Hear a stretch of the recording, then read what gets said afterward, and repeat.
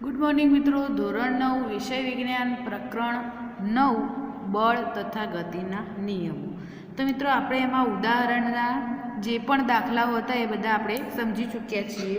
હવે જોઈએ સ્વાધ્યાયમાં ચેપ્ટર 9નું સ્વાધ્યાયની શરૂઆત કરીએ છીએ. તો સ્વાધ્યાય 9નો સૌ પ્રથમ પહેલો દાખલો જે છે અથવા પહેલો પ્રશ્ન જે છે 3 માર્ક્સનો એક્ઝામમાં પૂછાઈ શકે છે. બરાબર, 3 માર્ક્સનો એ પ્રશ્ન છે. ઓકે, તો શરૂ કરીએ આપણે. ધોરણ 9 વિજ્ઞાન પ્રકરણ 9 બળ તથા ગતિના નિયમો. બરાબર છે.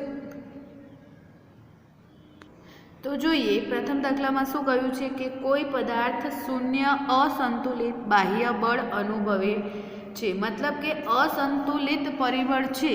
બરાબર, અસંતુલિત બાહ્ય બળ છે એ શૂન્ય છે. મતલબ બાહ્ય બળ લાગતું નથી. અસંતુલિત સમજો. સંતુલિત એટલે કે બંને તરફથી, એટલે કે બંને પરસ્પર વિરુદ્ધ દિશામાં સમાન મૂલ્યનું બળ લાગે છે. બરાબર, તો એને સંતુલિત બળ કહેવાય. અને અસંતુલિત બળ કોને કહેવાય? એક બાજુ ઓછું અને એક બાજુ વધારે બળ લાગતું હોય તો એને અસંતુલિત બાહ્ય બળ એવું કહી શકાય. બરાબર, આવું આપણે શીખી ચૂક્યા છીએ આગળ. ઓકે, તો અહીંયા એવું કહે છે કે અસંતુલિત બાહ્ય બળ અનુભવે છે. કેવું? શૂન્ય. બરાબર, એટલે કે કોઈ બાહ્ય બળ લાગતું નથી. શું તે પદાર્થ માટે અશૂન્ય વેગથી, અશૂન્ય એટલે કોઈક વેગ એનો લાગતો હશે. બરાબર, અશૂન્ય એટલે કંઈક વેગ એનો હશે. બરાબર, ગતિ કરવી શક્ય છે? જો હા, તો પદાર્થના વેગનું મૂલ્ય અને દિશા માટે જરૂરી શરતોનો ઉલ્લેખ કરો. અને જો ના, તો એનું કારણ સ્પષ્ટ કરવાનું છે. બરાબર, એટલે આપણે પહેલાં તો એવું વિચારીએ કે અસંતુલિત બાહ્ય બળ લાગતું હોય તો પદાર્થ ગતિ કરે કે નહીં. બરાબર, તો અહીંયા વિચારજો કે અહીં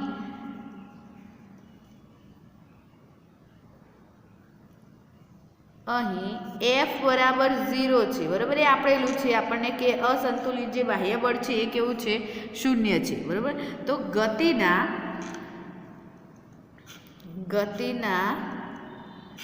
બીજા નિયમ અનુસાર શું થાય? F બરાબર ma. બરાબર, તો F બરાબર 0 કહી દઈએ. બરાબર, હવે દળ બરાબર કોન્સ્ટન્ટ હોય, મતલબ કંઈક દળ એનું અચળ હોય. બરાબર,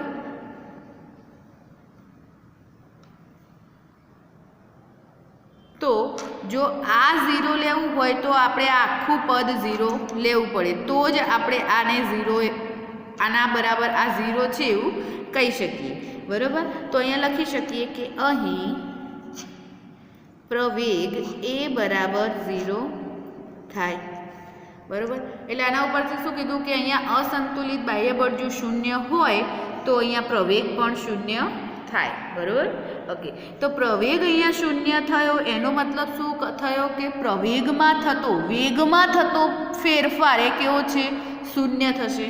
બરાબર, પ્રવેગ શૂન્ય થયો એનો મતલબ શું થયો કે વેગમાં થતો ફેરફાર એ શું થશે? 0 થશે, શૂન્ય થશે. બરાબર, હવે વેગ 0 થયો એનો મતલબ શું થયો? વેગનો ફેરફાર 0 થયો, એટલે આપણે વેગનો ફેરફાર 0 થયો એવું કહીએ છીએ. વેગ 0 થતો નથી. બરાબર, વેગનો ફેરફાર શૂન્ય થાય છે.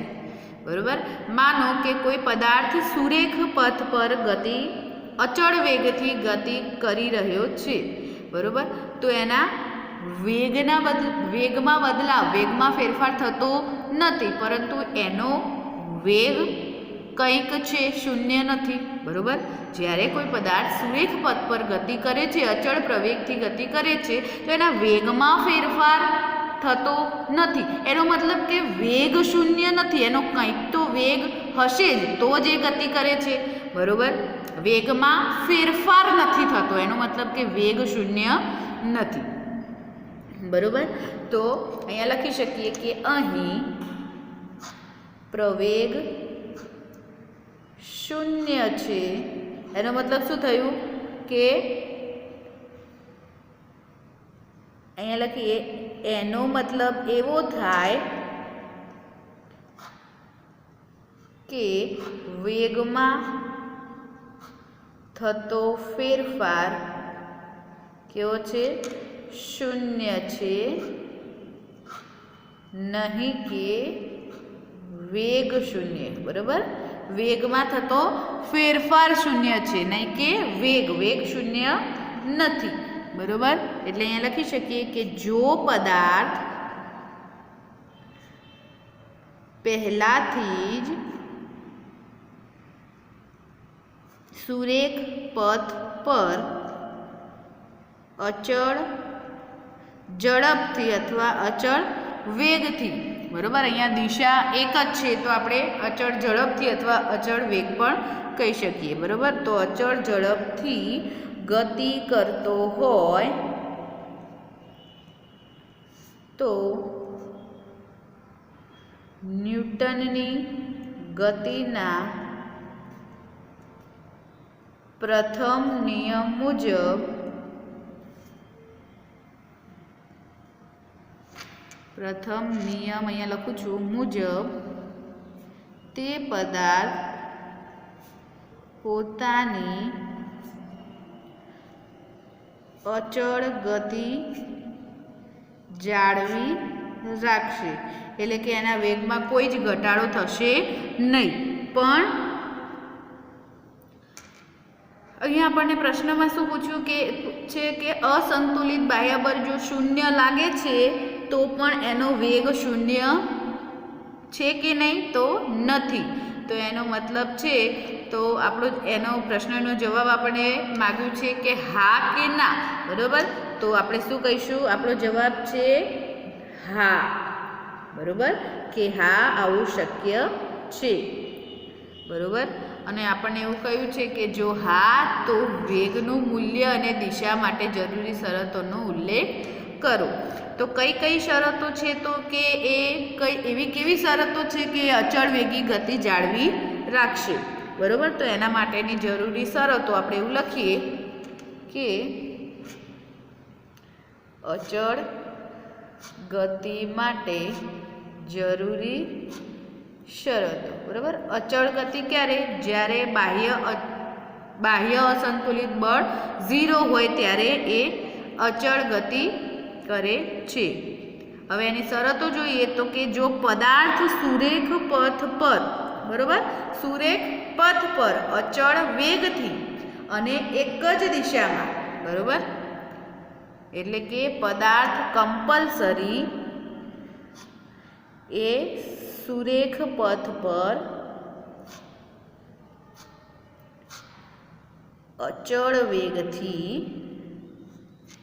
બરાબર, ગતિ, તે એટલે કોણ? પદાર્થ. બરાબર, પદાર્થ સુરેખ પથ પર અચળ વેગથી ગતિ કરતો હોવો જોઈએ અથવા હોવો જોઈએ. બરાબર, બીજું શું શરત છે?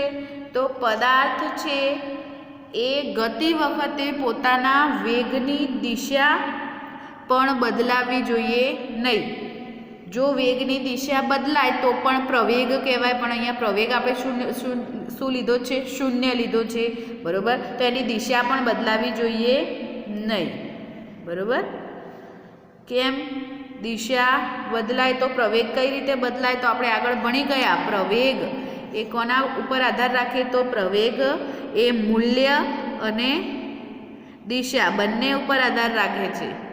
બરાબર, જો વેગની મૂલ્ય અથવા દિશા બંનેમાં ફેરફાર આવે તો પણ પ્રવેગમાં ફેરફાર આવે. બરાબર, જો ફક્ત ને ફક્ત વેગની દિશામાં પણ ફેરફાર થાય તો પ્રવેગના મૂલ્યમાં પણ ફેરફાર થાય. બરાબર, એટલે અહીંયા જે પદાર્થ છે એનો દિશા બદલાવી જોઈએ નહીં. જો દિશા બદલાય તો પ્રવેગ બદલાય. અહીંયા પ્રવેગ આપણે કેવો લીધો છે? શૂન્ય માટે. બરાબર, તો લખી શકીશું કે પદાર્થ ગતિ દરમિયાન પોતાના વેગની દિશા બદલાવતો હોવો જોઈએ નહીં.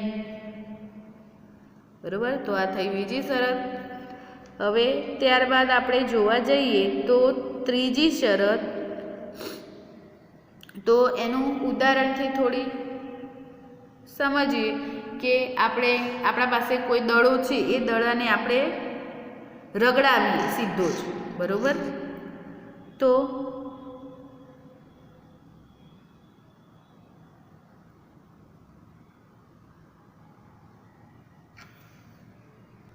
દડો રગડાવો છો તો કોઈક લાંબો રસ્તો છે, તો શું એ દડો ગતિ કરવાનું ચાલુ જ રાખે છે? કરતો જાય દડો એની ગતિ ચાલુ જ રાખે છે? તો ના, કોઈક વખત કોઈક સમય એનો એવો આવે છે કે એ ધીમે ધીમે એનો વેગ ઓછો થતો જાય છે અને એક સમય એ અટકી જાય છે. બરાબર, તો આ કેમ અટકે છે? તો સપાટી ઉપર પદાર્થ જ્યારે રગડતો હોય ત્યારે સપાટી અને પદાર્થ વચ્ચે કોઈક ઘર્ષણ બળ લાગે છે અને ઘર્ષણ બળને લીધે એ પદાર્થ શું થાય છે? ધીમે ધીમે એનો વેગ અટકે છે અને ધીમે ધીમે એક સમયે એ શું થાય છે?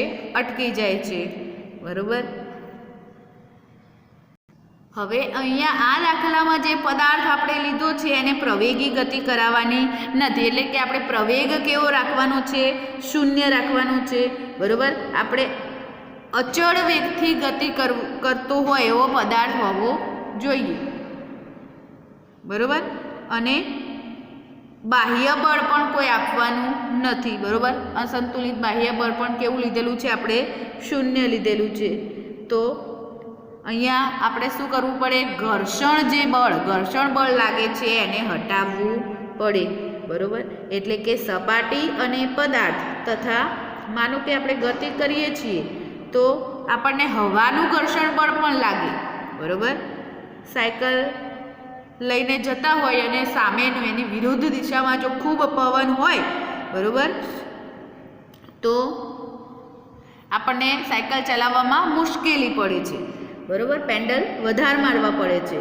બરાબર, અને એ જ રીતે જો નોર્મલ પવન હોય તો તમે ઇઝીલી સાયકલ ચલાવી શકો છો. બરાબર, તો એનું ઘર્ષણ બળ પણ કેવું હોય? શૂન્ય હોય. તો જ એ પદાર્થ જે છે એ અચળ વેગથી ગતિ કરી શકે. બરાબર, પરંતુ એટલે કે એનો વેગ અશૂન્ય હોય અને પ્રવેગ પાછો કેવો હોય? 0 હોય. તો આવી બે કન્ડિશન સાથે સેટિસ્ફાઈ હોય ત્યારે જ થાય. ક્યારે થાય? તો જ્યારે ઘર્ષણ બળ જે છે પદાર્થ અને સપાટી અને હવાનું ઘર્ષણ બળ. તો આપણે અહીંયા ત્રીજો મુદ્દો લખી શકીએ કે પદાર્થને ગતિ દરમિયાન પદાર્થ અને સપાટી વચ્ચે તથા પદાર્થ અને હવાનું ઘર્ષણ બળ કેવું હોવું જોઈએ? શૂન્ય હોવું જોઈએ. બરાબર, અને તો જ એ પદાર્થ અચળ વેગી ગતિ કરી શકાય અને સતત ને સતત બાહ્ય બળ સિવાય કરી શકે. બરાબર, અહીંયા ઘણી બધી કન્ડિશનો એક સાથે છે કે બાહ્ય બળ પણ નથી લગાડવાનું. બરાબર, પ્રવેગ પણ નથી થવા દેવાનું. બરાબર, તો એની પાછળ આટલી કન્ડિશનો હોય તો એ પ્રવેગી ગતિ પણ ન કરે અને બાહ્ય બળની પણ જરૂર ન પડે અને ગતિ પણ કરે. બરાબર, તો અહીંયા આવી કન્ડિશનો હોવી જોઈએ. બરાબર, જે નોર્મલ પરિસ્થિતિમાં આ શરતો લગાડવી ખૂબ જ મુશ્કેલ છે, કારણ કે ઘર્ષણ બળ છે એ શૂન્ય કરવું એ ખૂબ જ અઘરી વાત છે. બરાબર, ઘર્ષણ બળને આપણે શૂન્ય કરી શકીએ નહીં. જો ઘર્ષણ બળ શૂન્ય થઈ જાય તો દુનિયાની ઘણી બધી મોટી ક્રાંતિ સર્જાઈ જાય જો ઘર્ષણ બળ ખતમ થઈ જાય તો, બરાબર. હજુ સુધી એ વૈજ્ઞાનિકો પણ કરી ચૂક્યા નથી, બરાબર. ઘર્ષણ બળનું જે મૂલ્ય છે એ ઘટાડી શક્યા છે પણ શૂન્ય કરી શક્યા નથી, બરાબર. આપણી જે ગ્રીસ છે, ઓઇલ છે, એવી બધી અમુક વસ્તુઓનો ઉપયોગ કરીને ઘર્ષણ બળ ઘટાડો લાવી શક્યા છે પણ એને શૂન્ય કરી શક્યા નથી, બરાબર. તો અહીંયા સ્વાધ્યાયનો પ્રશ્ન નંબર 1 પૂર્ણ થાય છે. હવે નેક્સ્ટ પ્રશ્ન ઉપર જઈશું. તો પ્રશ્ન નંબર 2, જ્યારે કાર્પેટ એટલે કે જાજમ, બરાબર, ને લાકડી વડે ફટકારવામાં આવે છે ત્યારે તેમાંથી ધૂળ બહાર આવે છે, સમજાવો, બરાબર. તમે આપણા ઘરે જે ગાદલા હોય છે, બરાબર, બેડ પરના, તો એ ગાલીચાને અથવા કાર્પેટ અથવા જાજમ, બરાબર, ને લટકાવી દેવામાં આવે તાર ઉપર અને જો એને લાકડી વડે ફટકારવામાં આવે એમાંથી ધૂળ બહાર આવે છે. તો એના પાછળનું કારણ શું? તો સમજો, ધારો કે કાર્પેટને એક તાર ઉપર લટકાવવામાં આવી છે, જેમ આપણે કપડાં સૂકવીએ છીએ એમ, બરાબર. હવે એમાં ધૂળના કણો તો હોય જ, બરાબર. તો જ્યારે તમે લાકડી મારો છો ત્યારે ગતિમાં કોણ આવે છે? તો જાજમ ગતિમાં આવે છે, કાર્પેટ ગતિમાં આવે છે, બરાબર. ધૂળના રજકણો તો કેવા હોય છે? સ્થિર જ હોય છે, બરાબર. તો તમને એમ પ્રશ્ન થાય છે કે ભેગા જ છે ને, કાર્પેટ અને ધૂળના રજકણો બધું ભેગું જ છે ને, પણ શરૂઆતમાં સમયમાં એ કેવા હોય? એકદમ સ્થિર હોય છે, બરાબર. અચાનક એને લાકડી આપણે મારીએ તો અચાનક એને ઝાટકો લાગે છે, અને ઝાટકો કોને લાગે? તો કાર્પેટને. એટલે કે કાર્પેટ ગતિમાં આવે પરંતુ કણો ત્યાં જ રહી જાય, બરાબર. એટલે કે પોતાના મૂળ સ્થાને જ રહી જાય છે અને પછી ધીમે ધીમે ક્યાં પડી જાય? જમીન પર પડી જાય, બરાબર. અથવા ત્યાંથી પવન આવે એટલે ઉડી જાય, બરાબર. તો સમજો કે અહીંયા લખી શકીએ આપણે પ્રશ્નનો જવાબ કે જ્યારે કાર્પેટને લાકડી વડે ફટકારવામાં આવે ત્યારે શું થાય છે? તો કાર્પેટ ગતિમાં આવે છે પરંતુ ધૂળના રજકણો પોતાના મૂળ સ્થાને રહેવાનો પ્રયત્ન કરે છે, બરાબર. આથી ધૂળના રજકણો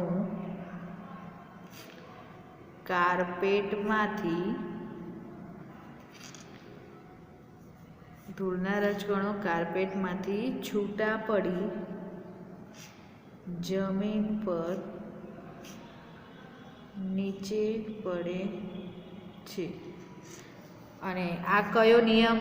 તો ધૂળના રજકણો સ્થિર રહેવાનો પ્રયત્ન કરે અને પદાર્થ ગતિમાં આવી જાય. એટલે કે તો યાદ કરો કે સ્થિર સ્થિતિનું જડત્વ, બરાબર. જડત્વના 3 પ્રકાર કયા? તો સ્થિર સ્થિતિનું જડત્વ, ગતિમાન પદાર્થનું જડત્વ અને ગતિની દિશાનું જડત્વ. હા કે ના? બરાબર. તો અહીંયા સ્થિર સ્થિતિનું જે જડત્વ છે એ કોન્સેપ્ટ અહીંયા લાગશે. ઓકે. તો જ્યારે કાર્પેટ ગતિમાં આવે છે ત્યારે ધૂળના રજકણો પોતાના મૂળ સ્થાને રહેવાનો પ્રયત્ન કરે છે. કોના મુજબ? તો અહીંયા લખી શકાય કે સ્થિર સ્થિતિમાંના જડત્વના નિયમ પ્રમાણે, બરાબર. હવે અહીંયા બીજો પ્રશ્ન એવો છે કે બસની છત પર મૂકેલ સામાનને દોરડા વડે કેમ બાંધવામાં આવે છે? બરાબર, તો આપણે એવું કહી શકીએ કે સામાન પડી ના જાય એટલે, બરાબર, પણ એવું તો નાના છોકરાઓને પણ ખબર હોય છે.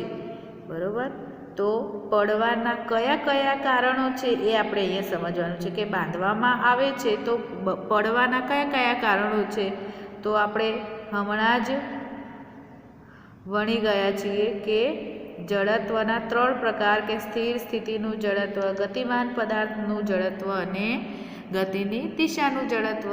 બરાબર, આ 3 પ્રકાર. તો કે બસની છત પર મૂકેલ સામાનને દોરડા વડે બાંધવામાં આવે છે. બરાબર, બસની છત પર મૂકેલ સામાનને દોરડા વડે બાંધવામાં આવે છે. કારણ કે શું લખી શકાય? તો કિસ્સો નંબર 1 લખીશું. કિસ્સો 1 તો લખી શકાય કે જો બસ સ્થિર સ્થિતિમાંથી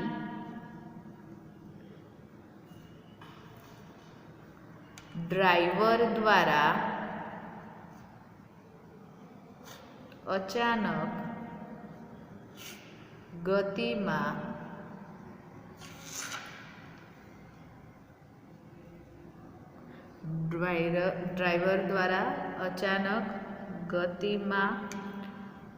લાવવામાં આવે તો સ્થિર સ્થિતિના જડત્વના નિયમ અથવા ગુણધર્મને લીધે સામાન ક્યાં પડશે એ પહેલાં કહો કે સ્થિર સ્થિતિમાં છે. બરાબર, બસ આગળ જાય તો સામાન કઈ બાજુ પડી શકે? આમ આગળ પડી શકે કે પાછળ પડી શકે? તો આવું આપણે અનુભવ્યું હશે, ક્યાંક જતા હશો અને જો બસમાં જતા હશો, જ્યારે આપણે જડત્વનો નિયમ સમજાવ્યો ત્યારે આપણે કહ્યું હતું કે સ્થિર સ્થિતિમાં હોય અને જ્યારે પદાર્થ અચળ વેગી ગતિમાં આવે, બરાબર, જો તમે ગાડીમાં બેઠા છો અને ગાડી અચાનક ઉપડે છે, બરાબર, તો તમે આમ પાછળની તરફ નમો છો. બરાબર, ગાડી આગળ જાય છે પણ આપણે પાછળની તરફ ધકેલાઈએ છીએ અને પછી પાછા મૂળ સ્થિતિમાં આવીએ છીએ. પાછળની સ્થિતિમાં કેમ જઈએ છીએ? કારણ કે તમારું જે શરીર છે એ મૂળ સ્થિતિમાં રહેવાનો પ્રયત્ન કરે છે. બરાબર, પરંતુ ગાડી આગળ વધી તો તમે ક્યાં જવાનો પ્રયત્ન કરશો? પાછળ જવાનો પ્રયત્ન કરશો અને પછી પાછા મૂળ સ્થિતિમાં આવવાનો પ્રયત્ન કરશો. તો એ જ કોન્સેપ્ટ અહીંયા કે જો બસ ડ્રાઈવર જો અચાનક બસ ચલાવવાનું શરૂઆત કરે છે તો સામાન કઈ તરફ પડશે? બસ આગળ ગઈ તો સામાન પોતાની જગ્યાએ રહેવાનો પ્રયત્ન કરશે, પરંતુ સામાન પાછળની તરફ પડવાની સંભાવના છે. બરાબર, તો નિયમને લીધે સામાન પાછળ તરફ પડી શકે છે. બરાબર, એટલે બાંધવામાં આવે. અને બીજું એ રીઝન છે કે કિસ્સો નંબર 2. અહીંયા બસની વાત કરીએ તો બસ એક અચળ વેગી ગતિમાં છે અને અચાનક આગળ કોઈ વસ્તુ આવી ગઈ કે પ્રાણી આવી ગઈ કે, બરાબર, કોઈ પણ અડચણ આવી ગઈ તો પદાર્થ ગતિમાં છે. બરાબર, સામાન ગતિમાં હતો અને બસની બ્રેક લાગી એટલે સામાન આગળ તરફ જશે. બરાબર, તો એવું પણ આપણે અનુભવ્યું. ગાડી આગળ જતી હોય અને કોઈ બ્રેક મારે તો આપણે આગળ તરફ નમીએ છીએ. બરાબર, તો એનું કારણ શું કે તમે ગાડીની સાથે સાથે ગતિમાં રહેવાનો પ્રયત્ન કરો છો. બરાબર, પરંતુ ગાડીને સ્થિર થવું છે. બરાબર, એટલે તમે આગળ જાઓ છો અને પછી પાછા મૂળ સ્થિતિમાં આવો છો. એટલે કે અહીંયા ગતિમાન પદાર્થનું જડત્વ કોને કહેવાય? તેઓ જે પોતે એમને એમ છે એમના એમ જ રહેવા માગે છે, જેને જડ કહી શકીએ. બરાબર, તો ગતિમાન સ્થિરમાં કેવું, સ્થિર સ્થિતિમાં જ રહેવાનું, બરાબર. સ્થિર સ્થિતિના જડત્વમાં કેવું કે સ્થિર સ્થિતિમાં જ રહે, એ પોતાની પરિસ્થિતિ બદલે નહીં, તો એ સ્થિર સ્થિતિનું જડત્વ કહેવાય. ગતિમાન પરિસ્થિતિનું જડત્વ શું કહેવાય, તો જો એ પદાર્થ ગતિમાન હોય, ગતિમાં હોય, તો એ પોતાની ઈચ્છા એવી છે કે એ પોતાની એ જ ગતિમાં રહે, બરાબર. પરંતુ જો તમે અચાનક બ્રેક લગાવો તો સામાન આગળની તરફ પડવાની સંભાવના રહે, બરાબર. તો અહીંયા લખી શકીએ કે જો બસ અચળ વેગથી ગતિ કરતી હોય અથવા અચળ વેગથી સુરેખ પથ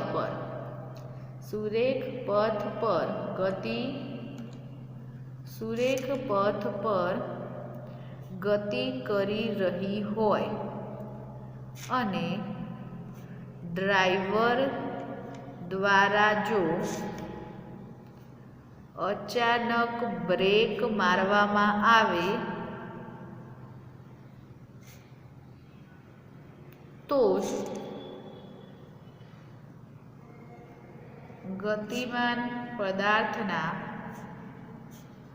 જડત્વના ગુણધર્મને લીધે સામાન કયા તરફ પડી શકે છે, તો સામાન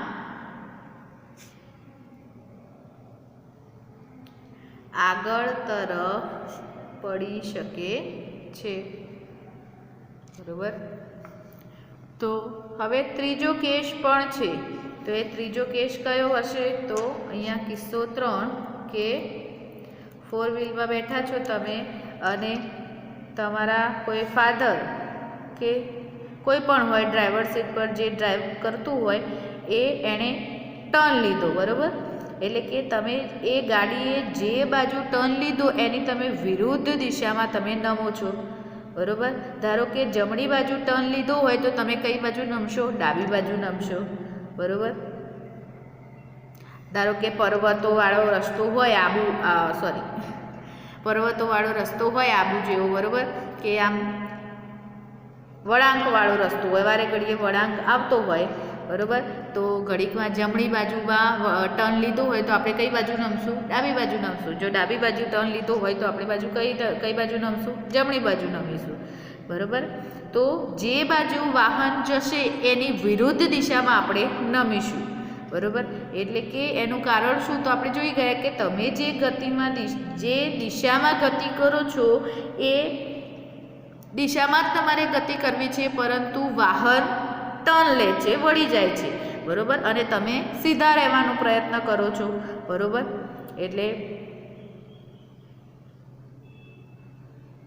એટલે જો વાહન જે બાજુ વળે છે એની વિરુદ્ધ દિશામાં આપણે થોડા નમીએ છીએ, બરાબર.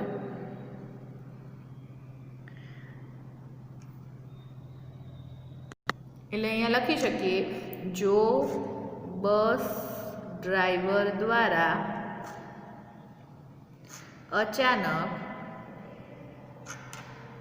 વળાંક લેવામાં